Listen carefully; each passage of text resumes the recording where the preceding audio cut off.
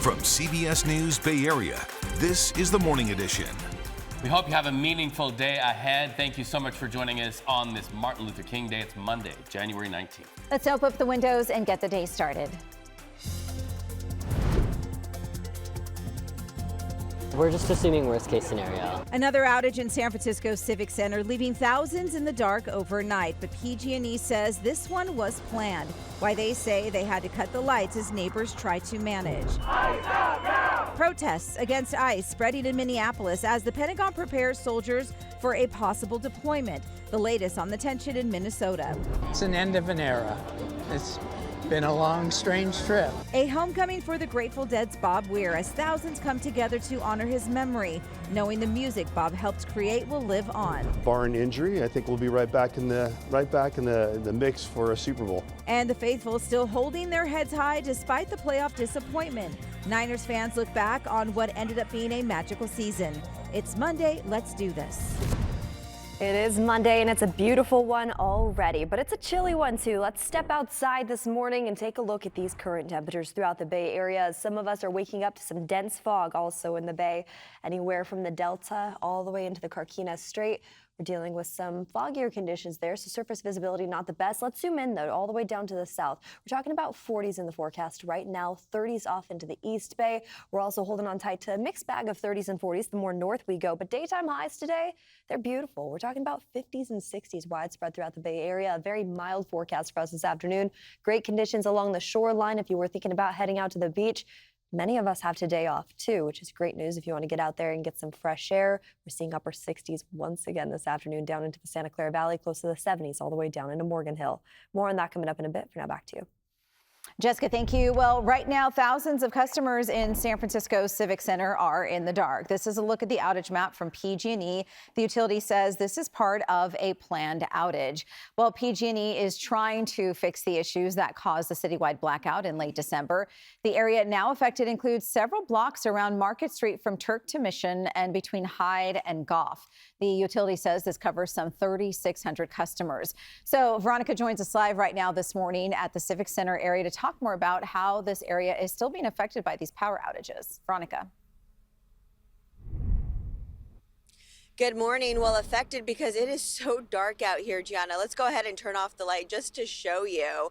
When you come in this area, you're going to have to be careful if you have this area to go through this morning to drive through here, because a lot of people are really not stopping without the lights coming on here. So those traffic lights not working. Let's go ahead and show you in the background. You see some lights, and that's from PG&E utility vehicles that are out here this morning. And like you said, this impacting some 3,600 people in this area. And people out here, thankfully, at least this time around, they're getting a heads up about it, because it was a very different situation from what they saw during the holidays in the Civic Center area, where they were without power for a total of 3 days. We talked to some people who live over at the NEMA building who nearly had some of their Christmases ruined because of the situation. We went back there to see what people think about this planned power shut off as PG&E works to finish repairs at a substation off Market Street. Take a listen. I actually filed a claim to PG&E for the spoiled food, and they kind of refused to compensate for it. Wow. Yeah. And also my 200 credits is not reflected on my account. And I had to reach out to them. I was like, what's going on? I was shocked. The building was completely unprepared for anything like this.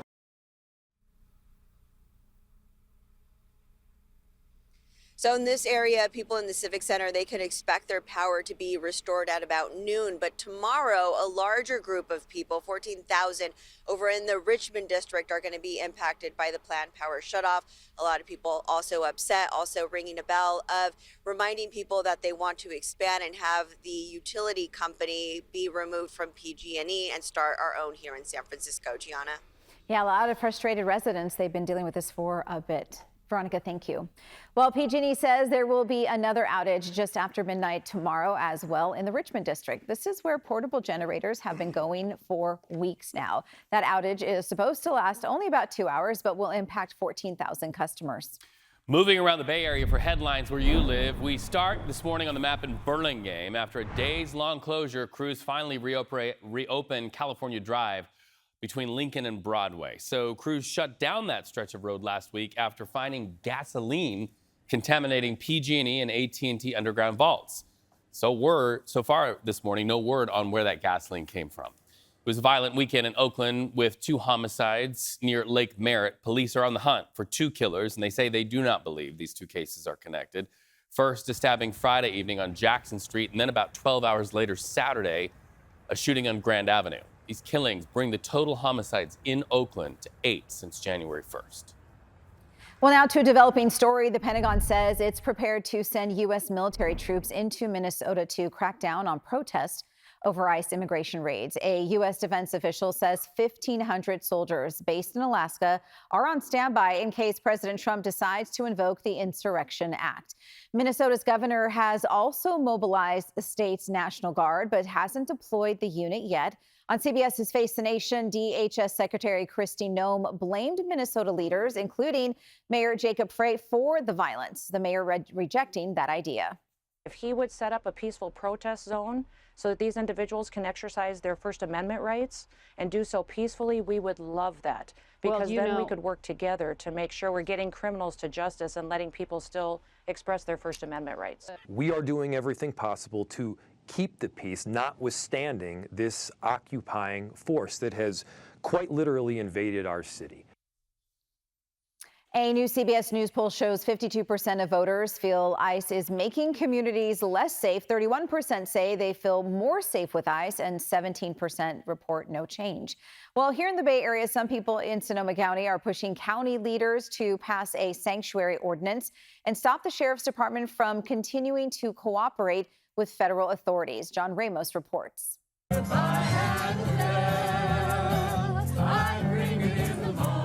A group of protesters and faith leaders held vigil in front of the Sonoma County Adult Detention Facility to draw attention to something that is becoming rare among Bay Area communities. Here in this county, our law enforcement are collaborating with Immigration Customs Enforcement. So we're here at the jail today because this is ground zero for the sanctuary work in Sonoma County. They say the Sheriff's Department has been offering information to ICE about the release dates and times of people being detained in the jail.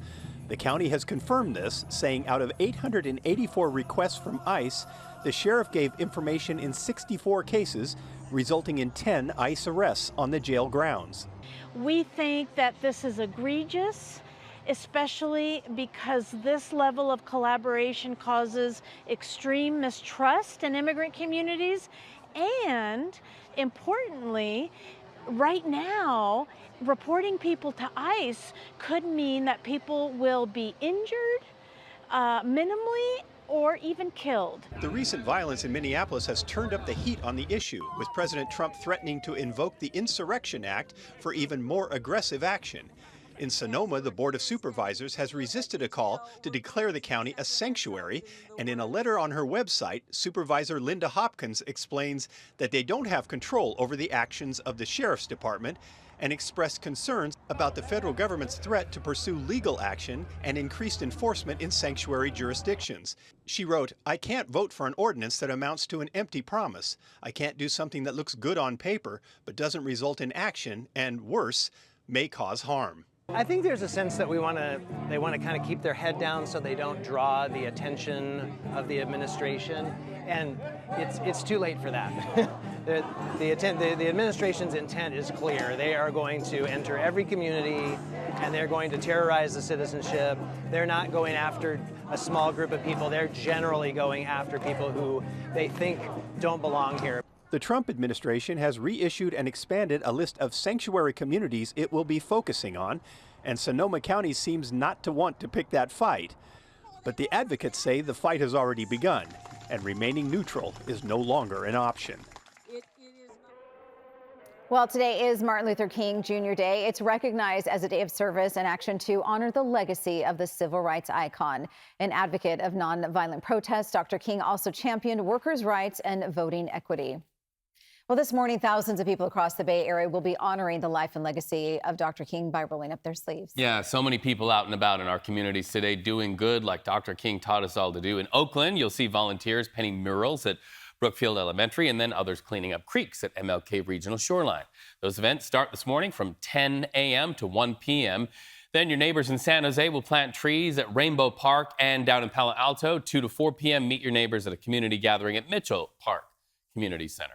You know, one big change to the day, the Trump administration no longer offering free admission to national parks. This has been something you've been used to since 2018. However, California does it different. State parks are offering free entry at more than 200 of our beautiful state parks. Well, the list of parks in the Bay Area, more than 70 in all, includes Mount Tamalpais in Marin County and Mount Diablo in Contra Costa. Passenger vehicles carrying up to 9 people each can park at no charge. Governor Gavin Newsom is framing the move as a rebuke to President Trump, whose administration cut Dr. King's birthday and Juneteenth from the list of free entry days at national parks.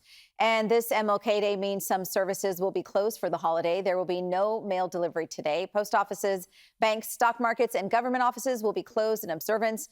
UPS pickups are off for the day, and some FedEx services will run, but hours may vary, so be sure to check with your local store. Well, time is 6:11. President Trump threatening tariffs against European countries, opposing his control of Greenland, now tying it to not winning the Nobel Peace Prize. Their response coming up. We're going to also take you to Golden Gate Park, where a new stretch of street pays tribute to a famous Bay Area alligator's legacy. And here's a live look outside before we head to break on this Monday morning. We'll be right back.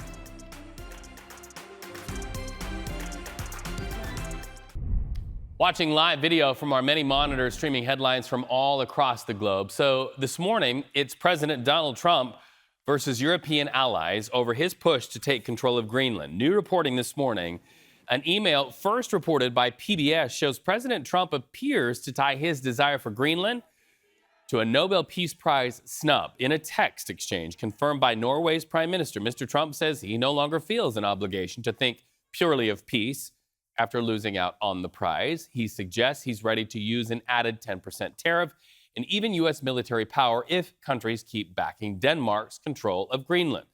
A joint statement from 8 European nations says that his threats undermine transatlantic relations and risk a downward spiral.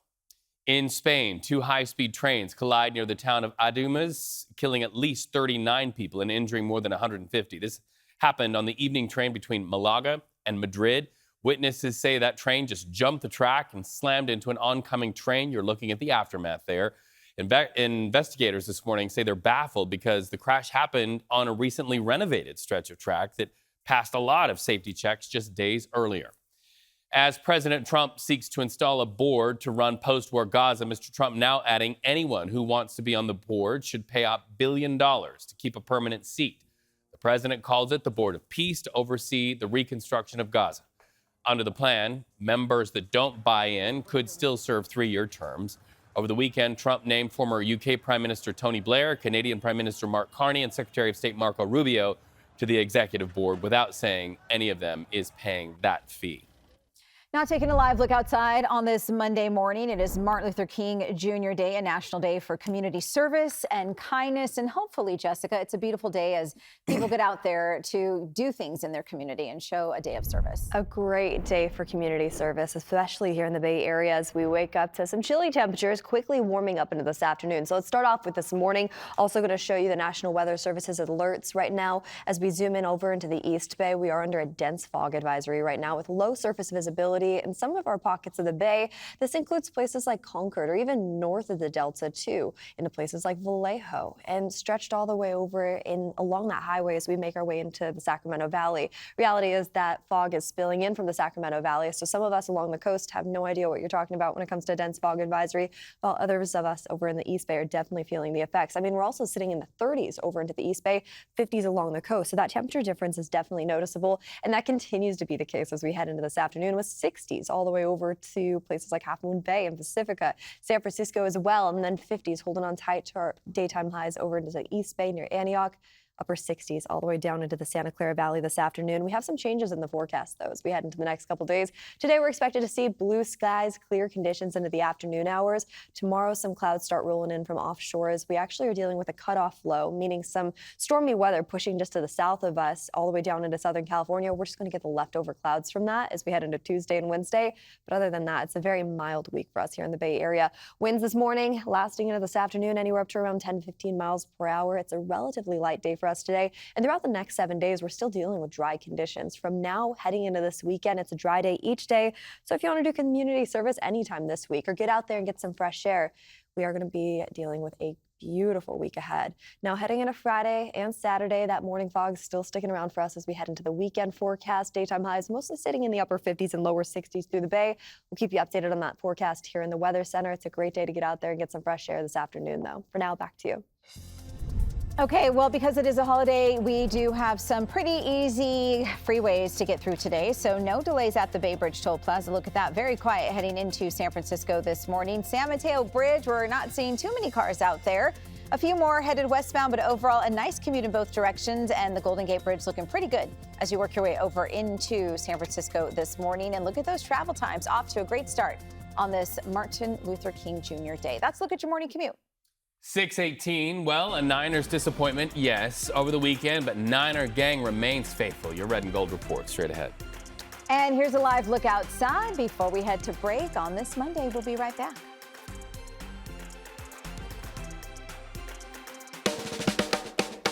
Your community, your news, powered by KPIX. CBS News Bay Area. Watch anywhere, anytime. Stay informed and connected. Trusted local news when you want it. CBS News Bay Area. Watch free on any device. Williams drifting, sprinting for space, in all kinds of trouble, put it up for grabs the end zone. He got it! For the touchdown! They've done it again! Such a big moment there. Absolutely crazy touchdown pass during last night's NFC divisional game. The Bears, with the prayer from Caleb Williams, somehow caught by his tight end in the end zone. It sent the game against the Rams into overtime, but the Bears, magic wouldn't last. The LA Rams would go on to win in OT with a field goal. Okay, so it will be two NFC West teams in the NFC Championship on Sunday. They split their two regular season matchups. The Rams won by 2 in LA, and the Seahawks had a 1-point overtime win in Seattle. Well, over in the AFC, the New England Patriots will take on the Denver Broncos, who will be starting their backup quarterback. That's because of an injury to Bo Nix during that game. Now, you can watch that on CBS and Paramount Plus, so tune in. The Patriots are an early 4-point favorite. Okay, well, we got to talk about it. I know. It's okay. We'll all be okay. Meanwhile, the dreams of a 49ers Super Bowl at Levi's Stadium, it would have been so good, came to an end on Saturday. Yeah, the Red and Gold suffered one of the worst playoff losses in its history against the Seahawks over the weekend, but our Darlene found Niner gang keeps the faith. We're still smiling. The return trip was quiet, but many 49ers fans still held their heads high. We're still wearing their gear. I left. I said I'm going to represent, and I'm happy for the team. I'm a little sad, but I'm happy. 49ers fan Victor Brito cheered on his team with a relative in enemy territory at Lumen Field in Seattle Saturday night. He paid big money to attend the game, believing the team could pull off another upset. But the team ran into a wall, and it turned into a blowout. I got to be honest. It's the first game I've left with like 6 minutes left. Very depressed. The season ticket holder of more than 30 years says it doesn't mean the season wasn't magical. With so many injuries knocking out some of the team's best players, few expected the 49ers to even make the playoffs. But it still hurts. It's a heartbreak. I feel down. Feel like I got punched, like my ears I can't even hear. Muhammad Ali flew to Philly last week and Seattle this week to cheer on the team. He paid $1,500 for the ticket and has no regrets. For him, it's all about supporting the team. They did everything they can with all the injuries, with everything going on, but they hold up, so we have to give them the push. At the Kezar Pup, very few 49ers fans showed up to watch the remaining teams duke it out. This fan says it best. It almost ended before it started with all the injuries, and you almost felt like, well, I guess this one, we can ride the season off, right? But then, very quickly, you know, this magic started to happen, right? And you could feel magic in the air with Mac Jones and all the other people stepping up. So it was like a magical journey that sort of ended, unfortunately, yesterday with us kind of turning back into a pumpkin a little bit. So the dream of the 49ers hosting the Super Bowl at Levi Stadium next month is over, but optimism remains for next season. Victor says the future is still bright. Once you get some of the stars back, and barring injury, I think we'll be right back in the mix for a Super Bowl. Can't get us down. No. And, you know, it was a little bit of a magic, the fact that they had so many injuries and they still got this far. And I would have loved a 49ers Super Bowl at Levi's. Right. That would have been epic, but it's okay. Yeah, it's like watching somebody else come to a party in your house. Yeah, I know. And you don't get to throw the party. Well, It's I don't okay. like it now. Our businesses will take the money of every one of you visitors who come to cheer on those other teams. Yeah, it just means the 49ers get to hang out and enjoy all the fun. That's right. We'll showcase the place. We'll get it warmed up for next year. Time right now, 6:26. Good morning, everybody. Did you hear about this? A car slammed right through the entrance of a church in San Francisco. We have updates on what happened when we come back. And a final goodbye for a Bay Area legend, the tribute for the Grateful Dead's Bob Weir. That's coming up. Here's a live look outside before we head to break. We'll be right back.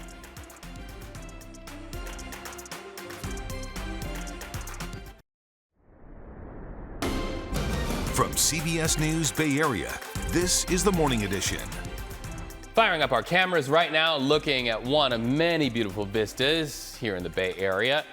Good morning, San Francisco. Today is a day of service north, south, east, west. We hope you have a meaningful day planned for Martin Luther King Day. If it's meeting to serve your neighbor, that's great, but also have conversations with your young ones about what Dr. King's legacy means. Here's Jess with what those out serving will find with the weather. Absolutely. If you are planning on going outside today, getting some community service in, I want to start off with this morning's conditions. We're waking up to 30s and 40s everywhere throughout the Bay Area, with the exception along our coastline. 40s down into Morgan Hill. Let's zoom into the East Bay. We're talking about 30s as we head outside right now, all the way over in Antioch and places like Napa, too. Now, daytime highs this afternoon will warm up quickly into the 50s and 60s, but you see that gray over near the Delta. We're still dealing with a dense fog advisory issued by the National Weather Service as some of that Tule fog over in the Sacramento Valley bleeds its way all the way into the Bay, closer to places like Vallejo, all throughout those communities. So those communities today, daytime highs aren't going to warm up as much. We're talking about upper 50s over in Antioch, 60s down into the Santa Clara Valley, close to the 70s. A nice warm one for us as we head outside this afternoon with sunny skies. It'll be a little bit more cloudy through the next couple days. I'll talk more about why that's happening coming up in just a bit. Gianna?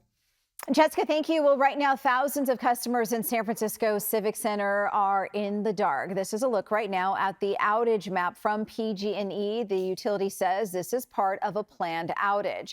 So taking a live look right now at the Civic Center area, the current blackout started shortly after midnight and could potentially continue at least until noon. The area now affected includes several blocks around Market Street from Turk to Mission and between Hyde and Goff. PG&E says the intentional outage covers some 3,600 customers. The utility is using the time to try and fix the issues that caused a wider blackout that happened in the city in late December.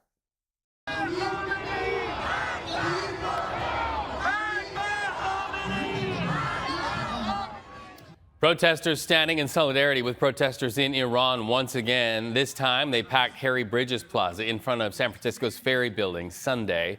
You know, we start a new week with the world community awaiting what President Trump will do in Iran. The president saying sanctions could hit nations that do business with Iran. The president also saying he is not tabling the possibility of military action. Protesters in San Francisco say they want regime change in Iran. We don't want change. We want a revolution. We want to be done with this terrorist group. Iran is on the verge of change, and we need global support because this regime is shooting people by tens of thousands, unarmed civilians in the streets. We need global support. Yeah, and to his point, the U.S.-based human rights activist news agency says Iran's leaders killed nearly 3,700 protesters so far. New this morning in the East Bay, reports of an inmate death at the Martinez Detention Center. The Contra Costa County Sheriff's Office says a deputy found 62-year-old Victor Jose Faria unresponsive inside his cell just after 5 Sunday night. Faria was known in that area to be homeless. Police arrested him Thursday for trespassing and felony probation. No word so far on how he died. Well, moving around the Bay, for headlines in your community, water testing will resume tomorrow in Clear Lake after a raw sewage spill prompted a local emergency declaration last week. So the problem started a week ago on Sunday when a 16-inch line leading to a water treatment plant ruptured, causing sewage to pour into backyards and into a creek. People had to evacuate from at least 50 homes and move into nearby hotels. Environmental health teams from Lake County have been testing the water since Thursday. The county says no testing will be done until tomorrow because the lab that processes results is closed for the 3-day holiday weekend. Well, in San Francisco, quite a scare for a Bernal Heights congregation. A car slammed into a church.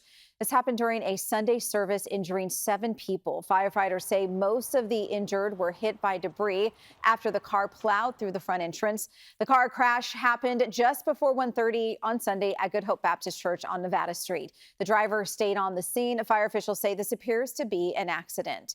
And we've got good news for South Bay moviegoers. A local popular dine-in theater is staying open. Pruneyard Cinemas in Campbell just struck a deal with Regency Centers to keep its doors open. Owners say community support made it possible after they announced plans to shut down earlier this month. The cinema opened in 2018, taking over from a longtime local theater. Okay, so take a look at this. This is at the Posey Tunnel entrance in Alameda. We're going to show you this right now. Look at that. How beautiful. It's lit up this morning in honor of Dr. Martin Luther King Jr. Now, the colors pay tribute to his legacy of justice, equality, and service. Well, before the holidays, some volunteers in San Francisco were already getting involved in their community. That's right. They came together at Fort Mason, tending to the Black Point Historic Gardens. They did so by pulling invasive plants from the site and then replacing them with native species. And the service will continue all over our communities. Today in San Francisco, volunteers will help with park maintenance and habitat restoration at Golden Gate National Park. You can also serve with your neighbors for a cleanup day on the Richmond Greenway. And Caltrain's making it easy to connect with community. Their MLK celebration train will make the annual ride from San Jose to San Francisco always a meaningful opportunity to meet your neighbors for that ride. It ends at the Caltrain station with a rally and interfaith march to Yerba Buena Gardens. Go out and meet your neighbor. Now this. That was nothing by the hands of men. Wow, thousands honoring Grateful Dead co-founder Bob Weir at Civic Center Plaza in San Francisco. We were there as a procession moved up Market Street to Civic Center for the man who helped shape the Bay Area's music legacy. Loved ones, longtime musicians, and San Francisco politicians joined with this homecoming of sorts. So did our John Ramos. The gathering was called the Homecoming because that's how San Francisco felt to both Bobby Weir and the legion of fans who embraced his music. And today, the city he loved said goodbye.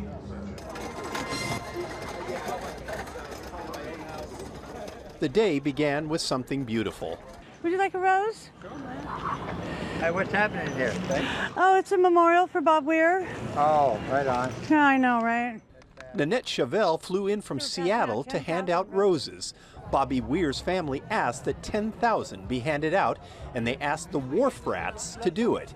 That's a group of formerly addicted, now sober Grateful Dead fans. You know, we all went through our struggles, and so we're all kind of on the same page, and to ask us, of all people, to pass out the roses is really, we all feel really honored. For a band with millions of fans and a worldwide reach, the Grateful Dead never lost its sense of family. And that was on full display in San Francisco's Civic Plaza as thousands arrived to pay tribute to the former leader of the band. This is amazing. Yeah. In a good way or a sad way? Sad, good and sad. Yeah, it's an end of an era. It's been a long, strange trip. The trip has certainly been long for Patrick Kennedy. He first saw the largely unknown band perform in 1967, and it happened almost by accident. I was on blind double date, and so we went to Fisherman's Wharf, and we heard him playing at Longshoremen's Hall. So my relationship with the Grateful Dead lasted a lot longer than the blind date. Relationship. That's what people felt they had with the band, and for the last 3 decades with Bobby Weir personally. At the memorial, Mayor Daniel Lurie said the same was true for the city itself.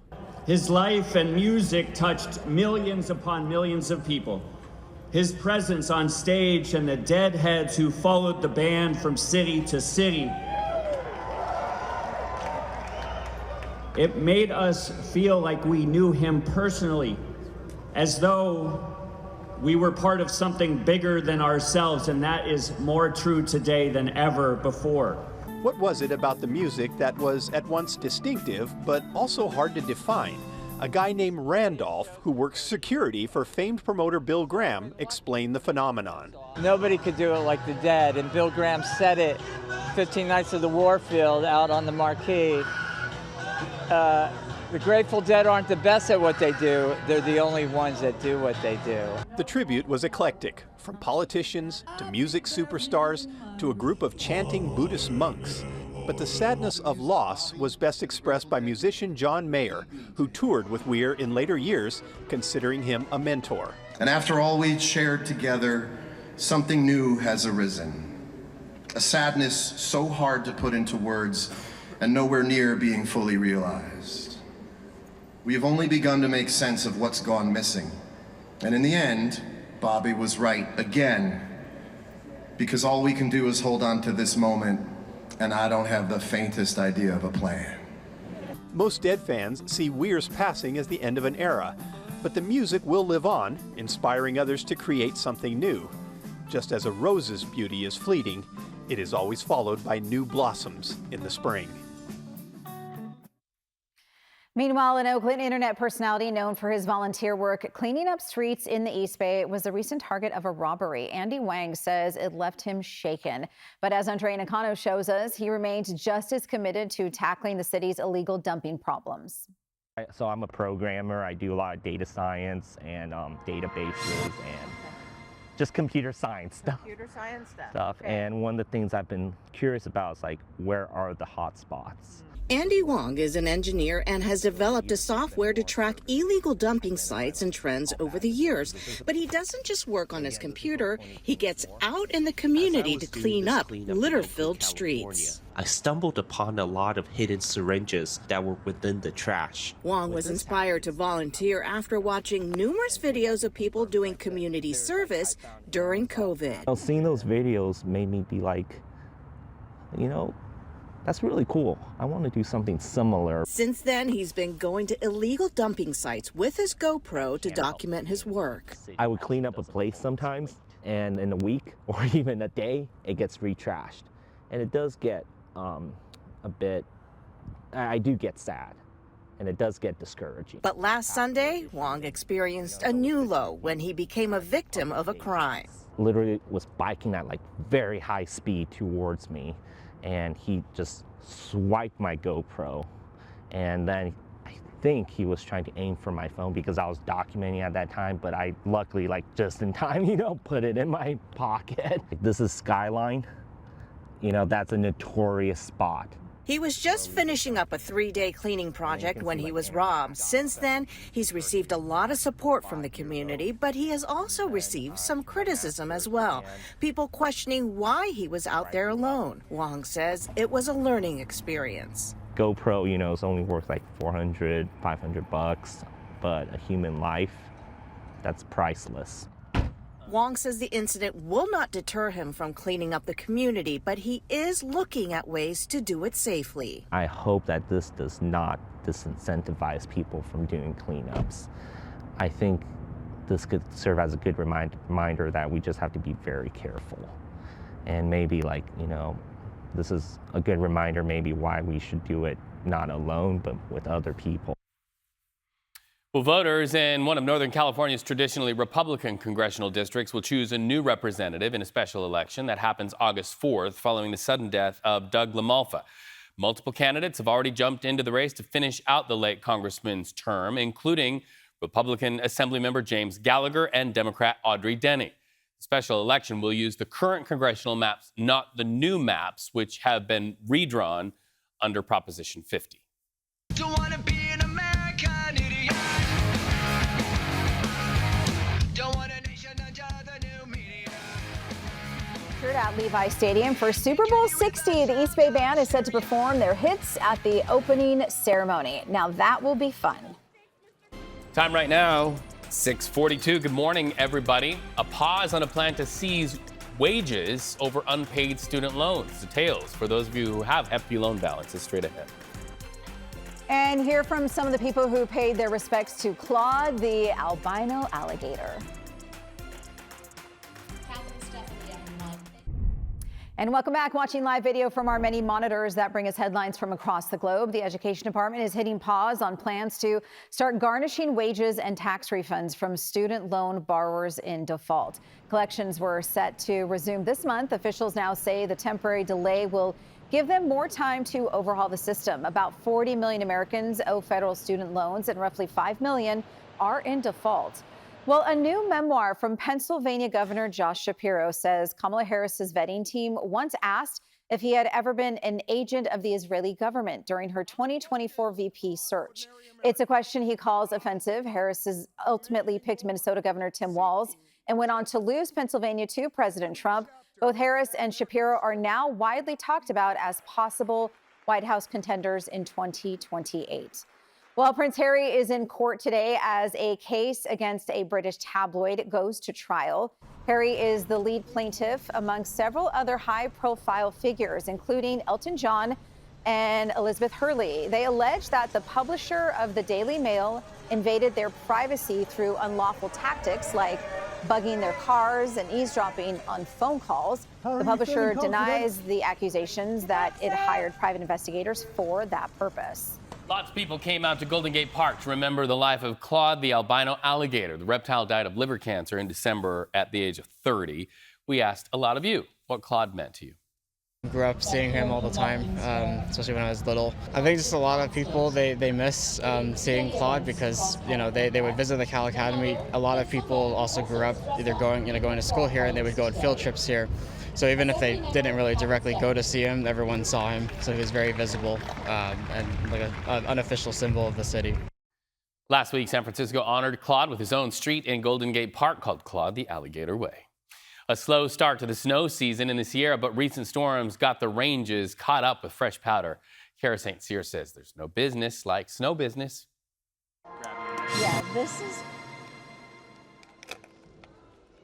Ski season has finally arrived, and it's a matter of urgency for Sheila Harmon. These feel good, but it is a very confusing process. This avid skier is braving the rush at Sports Basement to find the perfect pair of alpines. Oh, this is way too small. Is this a smaller size? Like it's, okay. The whole thing feels really crowded. Which is easier said than done, but for her, the clock is ticking to get out on slopes. Well, actually, there were pictures online of Palisades in particular, and I believe North Star as well, just of the mountain being bare. There were rocks and bushes, and there was not snow. Sheila's right about the rocks. This winter, California, along with Oregon and Washington, experienced what the NOAA calls a snow drought, with below average snowfall throughout the western region. But a series of winter storms finally dumped more than 40 inches of the white stuff on Lake Tahoe ski resorts. Sheila's favorite. That's exactly where I'm going. They want to get up to the snow when they can, so it's been cranking. And apparently, lots of other people are headed that way too, according to Assistant General Manager Isabella Shavita. As it starts to snow, people will like, all right, now's the time where I can pull the trigger and purchase that board or purchase that ski or rent, of course. Now for Sheila, the waiting game might be longer than anticipated. I have got 3 boots that are contenders, and my husband has run out of gas, so I have to come back, which is crazy. But to her, it's definitely worth it in the end. Now taking a live look outside on this Monday morning as you get ready to start your day. It is Martin Luther King Jr. Day, and on this Monday, Jessica, it is a National Day of Service.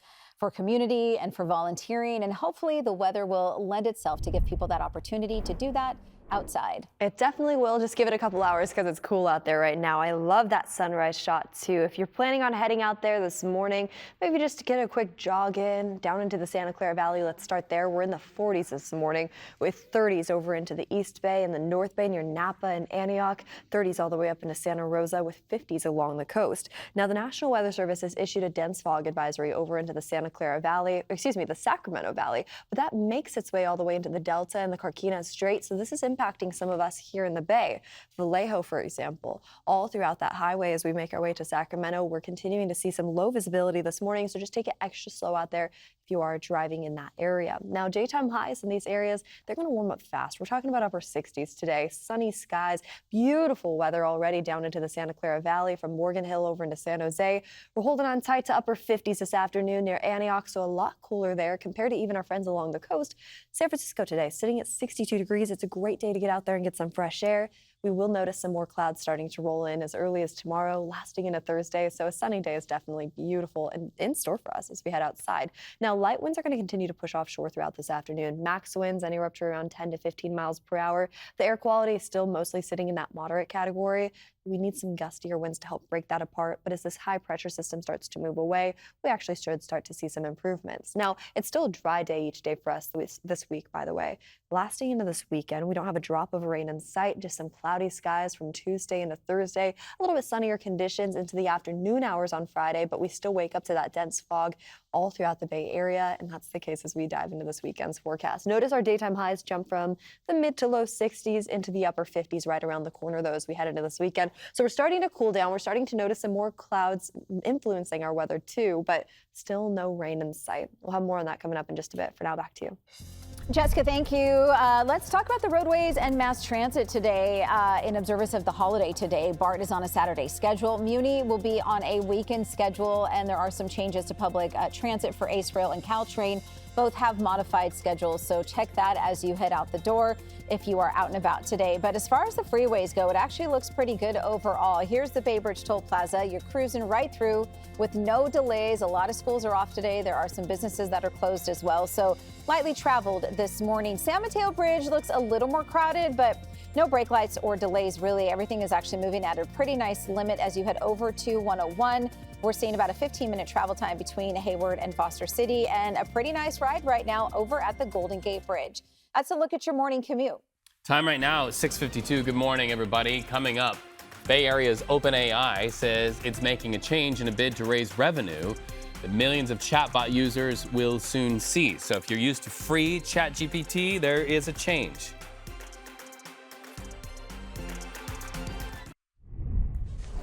France is leading a charge to activate what the European Union calls the anti-coercion instrument, also known as the trade bazooka, if President Trump follows through on tariff threats linked to his push to acquire Greenland. This has never been activated before and was originally conceived to fend off bullying from China. If deployed by these nations, this trade bazooka would curb imports of goods and services and also limit investment from offending nations. French President Emmanuel Macron says in a social media post, Europeans will respond in a united and coordinated manner, and adding, we will ensure that European sovereignty is upheld. No more freebies on ChatGPT. OpenAI says it's going to start soon showing ads to users who are not paying for that premium version of the chatbot. The San Francisco company will start testing ads in the free version of the online chatbot and in a low-cost version called ChatGPT Go. That'll cost you $8 a month. The new ad program is part of ChatGPT's push to boost revenue from its more than 800 million users.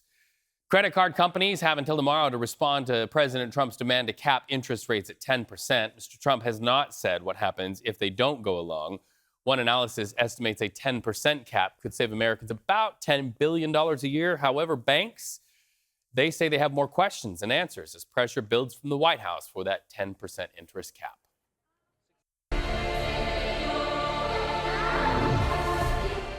Disney's Avatar, Fire and Ash hit #1 for the 5th week in a row, raking in more than $13.3 million in ticket sales. It just edged out 28 years later The Bone Temple and $13 million there. Zootopia 2 ended up in the 3rd spot with $8.8 million. Well, the North American bison has been brought back from the brink of extinction. And in Illinois, prairie has become the home where the buffalo roam again. Marissa Perlman reports on the native push that's restoring a vital link to indigenous life. This story starts just after sunrise on Burlington Prairie. A community caravan returning to land and to home to meet long-lost relatives. We're gonna sing a song. Welcome, are you relatives? And then, the moment everyone's been waiting for. Come on, baby. Oh, hi, beautiful. Wow. 6 bison stepping back onto their homeland. Hi, babies. Welcome home. More than 200 years ago, bison roamed freely across Illinois. But as the Industrial Revolution reshaped the landscape, bison disappeared. Now, after decades of careful land management, they're returning in small pockets across their historic North American range. The American Indian Center will steward this herd, and in the spring, they'll be released into a larger fenced prairie to help restore native grasslands. It's a great thing that they're doing, bringing them back. Lisa Burnell watched alongside her mother and son. This family says this is something that feels deeply personal. Sitting Bull and Crazy Horse, like we were always talking about stories and the relationships that we've had with these animals. They provided us with everything we ever needed. Tribal elder Robert Wapaki tasked with sharing the importance of that return home with this community and praying over the land where the bison will live. You're welcoming them back home. That's their home, not mine. And in their footsteps, a story once broken begins again. Beautiful there. Thank you for that story. All right, coming up on Pix Plus 44, Cable Channel 12, you heard what RFK Jr. and the president had to say about their feelings. Tylenol linked to autism. Well, a new study finds taking acetaminophen during pregnancy does not increase the risk of autism. We'll chat exclusively with CBS News medical contributor Dr. Celine Gounder about what should pregnant women take away from this information. And in the 1960s, the Tenderloin District in San Francisco became the stage for one of the first acts of organized LGBTQ+ resistance. Now, an immersive production brings this groundbreaking moment to life. We'll chat with some of the actors still ahead. Pix Plus 44, Cable Channel 12, the community conversation continues.